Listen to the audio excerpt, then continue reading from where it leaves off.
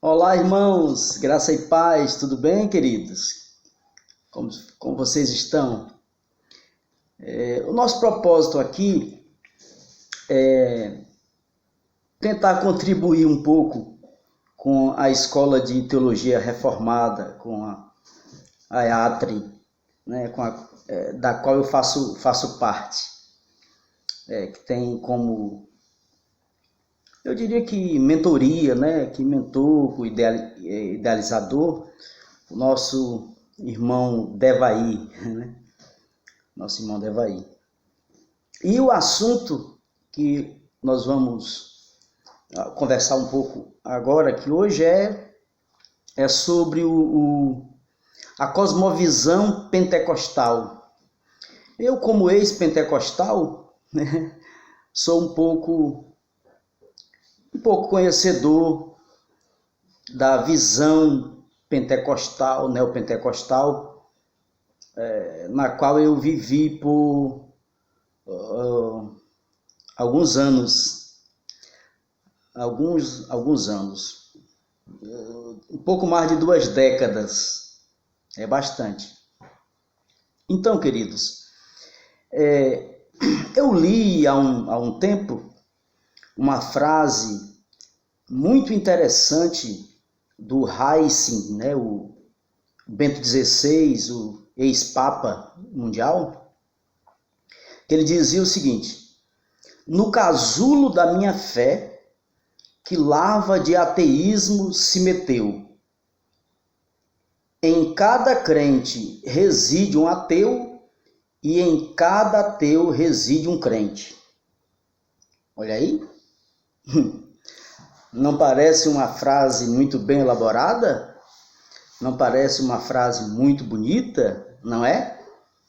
Claro. Porém, é uma frase totalmente relativista, não é? Uma frase totalmente relativista. Por que eu iniciei por aqui? Porque a cosmovisão pentecostal, ela tem os seus alicerces, as suas bases, em muito sentido, não vou dizer totalmente, mas em muito sentido, no relativismo. Por que se chega a esse ponto? Por que a fé, as bases doutrinárias, por que as bases fundamentais da fé cristã são tão relativizadas no pentecostalismo? Nós podemos ver isso. Isso está muito claro na televisão, nas mídias sociais, nos livros. Está óbvio, não é? E esse relativismo se dá porque o pentecostal chega num determinado ponto de estudo, de pesquisa, que ele precisa avançar um pouco, não é? Que ele precisa persistir mais um pouco, cavar mais um pouco, né? E aí ele desiste. Ele não aprofunda os conhecimentos, né? Foi John Stott, eu acho, né, que disse que a fé precisa ser pensada, não é? Então, esse exercício do pensamento, esse exercício do pensar, ele é colocado no pentecostalismo em um plano assim secundário. Em um plano secundário. A impressão que se tem é que todo fundamento, todo completo, todo fundamento da cosmovisão pentecostal está literalmente, totalmente alicerçada somente na pneumatologia, nas doutrinas do Espírito. Não que a pneumatologia não seja importante, aliás, é muito importante, muito importante. Mas não é a única doutrina que precisa ser explorada para você aprofundar as suas bases cristãs, aprofundar a sua vida cristã, não é?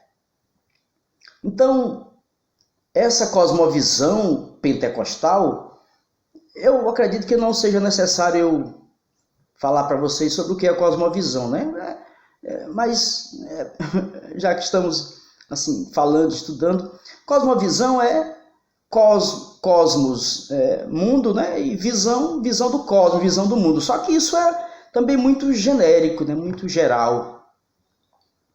Existe muitas particularidades equivocadas na visão de mundo pentecostal. Por quê? Porque esses alicerces e essas bases que o pentecostalismo busca, que o pentecostalismo, quer aprender, quer se servir disso, de algum modo, eles buscam isso sem ter a palavra como base viva, como regra viva de fé, conduta, né, moral. E aí eles caem nessa armadilha do relativismo, né? Do relativismo. Então, é muito complexa a visão, a cosmovisão pentecostal, porque falta a eles, aos pentecostais, aos nossos irmãos pentecostais, essa ideia legítima, essa ideia primária, essa ideia de ter as Escrituras como base de todos os aspectos da fé cristã, de todos os elementos da fé cristã. Todos os elementos da fé cristã, eles estão alicerçados na palavra de Deus. Na palavra de Deus. Então, durante muito tempo, eu caí nessa armadilha. Eu digo eu porque fui eu poderia ter buscado, né? Eu não posso culpar ninguém, eu não posso culpar nenhum dos pastores que eu tive, eu não posso culpar a igreja a qual eu pertencia, não, eu sou o culpado. Eu sou culpado porque eu não aprofundei os meus conhecimentos, não tentei conhecer mais a Deus, né? E até tentei, mas a minha base, a base que eu escolhi para conhecer mais a Deus, não foi a Bíblia. Que triste, não é? Que triste. Não foi a palavra de Deus. Então eu me dei mal por isso. Então, assim, queridos, é muito importante nós termos a palavra de Deus como esse fundamento máximo para o conhecimento de Deus, para o conhecimento de Cristo, para o conhecimento do Espírito Santo, para o conhecimento da Trindade, enfim. É muito importante. Não dá para nós prescindirmos a palavra de Deus em detrimento de outras coisas, em detrimento de qualquer outro livro, de qualquer outro pensamento. Então, é muito importante que nós tenhamos cuidado, muito cuidado, com essa relativização das coisas, esse relativismo que tem tomado de conta do mundo, né? Da sociedade que o Zygmunt Bauman, né, a chama de sociedade líquida. Líquida. Não existe o sólido, não existe o fundamento, não existe a base. Existe a liquidez. Não é? Então, eu entendo que a cosmovisão pentecostal se fundamenta, parece, eu acho que somente na pneumatologia. Aliás, eu acho que não é sociedade, não é modernidade. Zygmunt Bauman escreve sobre a modernidade líquida. Mas a sociedade não é líquida? Sociedade é líquida, sim, com certeza. Os fundamentos mundanos, os fundamentos permissivos, nocivos, humanos, do homem, a depravação total do homem, está aí às claras, não é? Está aí às claras. O mundo pode ver a permissividade. E na visão pentecostal, na cosmovisão pentecostal, esses elementos humanos, esses elementos que fazem parte da depravação total do homem, eles estão imergidos, eles estão ali nessa cosmovisão pentecostal, né? Por conta da relativização, do relativismo, né? Estão ali. O que vale muito mais na cosmovisão pentecostal é o carisma, né? É o carisma, não é o caráter, né? Existe, como o Caio Fábio escreveu lá atrás, no passado, né? Eu me lembro que eu cheguei a ler esse livro dele quando ele era crente, né? Hoje, lamentavelmente, ele e muitos outros se perderam nesse relativismo exacerbado, demasiado, louco, maluco, perturbado, que tem tomado de conta do mundo. Essa modernidade líquida. Então, lá atrás, o Caio Fábio escreveu sobre a crise do ser e ter. Não é? Na época, eu acredito que ele contribuiu, né, com a sociedade, com o cristianismo naquela época, com os pentecostais naquela época, trazendo uma reflexão sobre essa crise do ser e ter. Na cosmovisão pentecostal, hoje, atual, o ser, né, não tem esse valor todo, não é verdade? Não tem esse valor todo.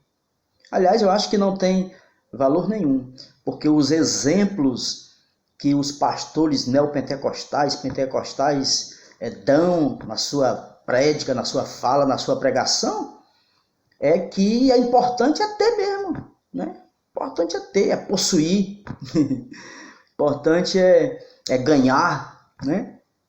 Quer dizer, vai na contramão do verdadeiro evangelho, vai na contramão daquilo que é Bíblia, palavra de Deus.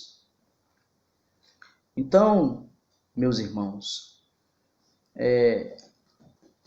a coisa está difícil, se tornará muito mais ainda, não é?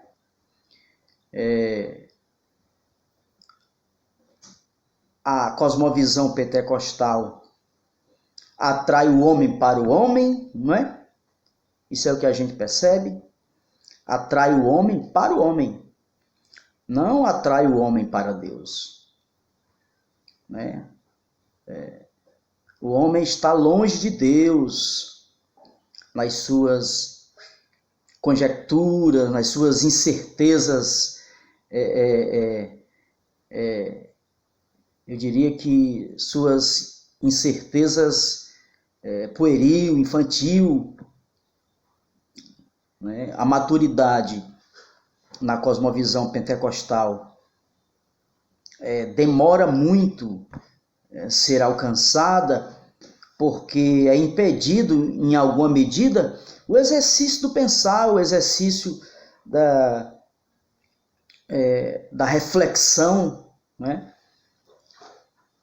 Então, na cosmovisão pentecostal, não existe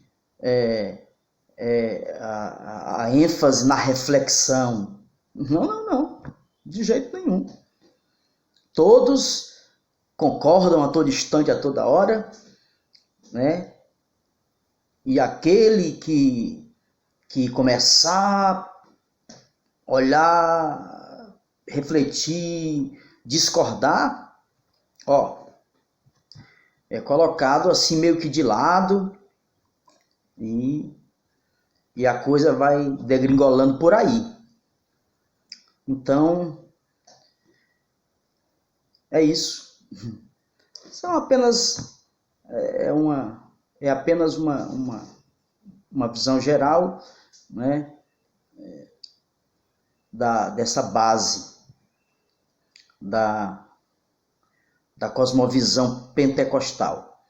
Eu trouxe alguns elementos aqui para a gente pensar e depois construir mais alguns pensamentos desses elementos que eu trouxe para nós pensarmos sobre a cosmovisão pentecostal.